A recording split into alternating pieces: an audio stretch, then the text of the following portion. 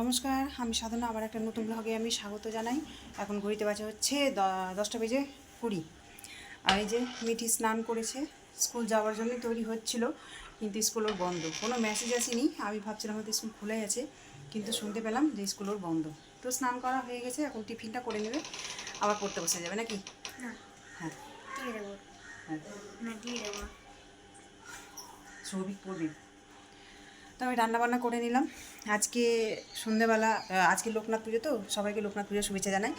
তো আজকে লোকনাথ পূজা, সন্ধ্যাবেলা নিমন্ত্রণ আছে কণিকাদের বাড়িতে, মানে আগে যে বাড়িটাতে ভাড়া ছিলাম ওই বাড়িটাতে রাত্রে নিমন্ত্রণ আছে, যাবো। তো ওই জন্য এই বেলা রান্না করলাম। তো রান্নাবান্না হলো, এখন গ্যাসটা মুছতে আছে, কড়াইগুলো ধুতে আছে। আর চলো, কতটা ভিডিও দেবো, কতটা দিতে পারবো জানি না। আর ওরা তো দিল্লি থেকে এসেছে, কোনো কাজ কিছুই হয়নি, সেটা তো বলেছি।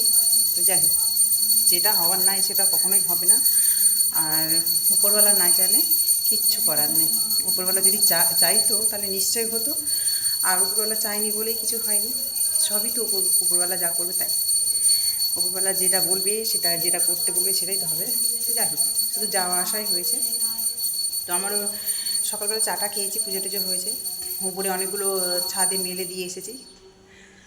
তো চলো, আমি গ্যাসগুলো মুছে নিই, গ্যাস কড়াই টড়াই ধুয়ে নিই।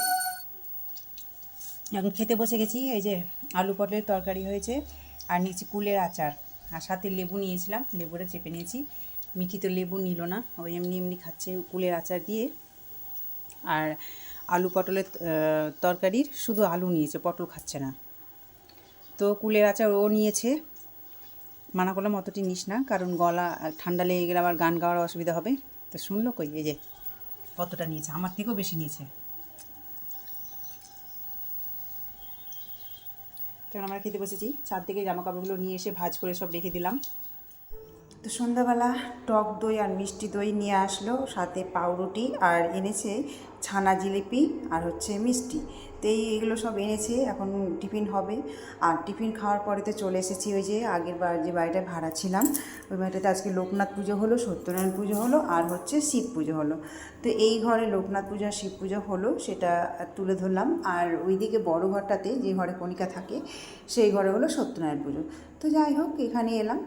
তো এই যে লোকনাথ পুজো, আজকে লোকনাথ ব্রহ্মচারী পুজো হচ্ছে সব জায়গাতেই। আর এদের বাড়িতে প্রত্যেকটা বছরই হয়, আর প্রত্যেকটা বছরই আমাদের নেমন্তন্ন করা হয়। তো যাই হোক, এর আগে তো ছিলাম ওই বাড়িতেই, এখন চলে আসার পরে আবার নিমন্ত্রণ করেছিল। তো বারে বারে ফোন করছে। তো যাই হোক, এই যে তারপরে তো ঠাকুর দর্শন করিয়ে চলে এসেছি আবার খাওয়ার প্যান্ডেলে।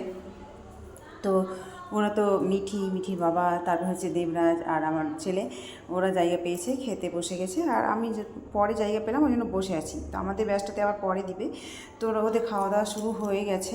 তো তারপর তো আমিও খেতে বসে গেছিলাম। পরে এই যে খেতে দিয়েছে, প্রথমে দিল প্রসাদ, তারপরে দিয়েছে পাঁপড়, আর দিয়েছে এই যে ভুনা খিচুড়ি, আর দিয়েছে হচ্ছে মিশানো সবজি, আর তারপরে দিয়েছে ডাল। তো আমরা তো খেতে শুরু করে দিয়েছি, আর শেষ পাতে দিয়েছিল এই যে পায়েস আর মিষ্টি আর চাটনি। তো যাই হোক, ভিডিওটা এখানেই শেষ করছি। আপনাদের সবাই যদি ভালো লেগে থাকে ভিডিওটা, তো একটা লাইক, একটা কমেন্ট, একটা শেয়ার করে দেবেন। তো আজকের মতো এই পর্যন্ত। আবার আগামীকাল একটা নতুন ভিডিও নিয়ে আসবো। তো আপনারা সবাই ভালো থাকবেন, সুস্থ থাকবেন।